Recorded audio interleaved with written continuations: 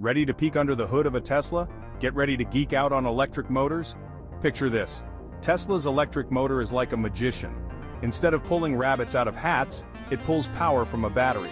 This motor uses a clever trick called electromagnetism. Imagine two magnets, one fixed and one spinning around it.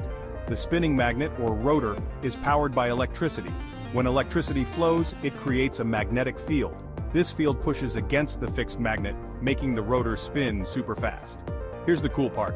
Tesla uses a type of motor called an induction motor. No physical connection is needed between the electricity source and the spinning rotor. It's all done through a magnetic field. And there's more. Tesla's motors are super efficient because they can control the energy flow precisely. This means faster acceleration and longer battery life. So next time you see a Tesla zoom by, remember, it's not magic, it's science.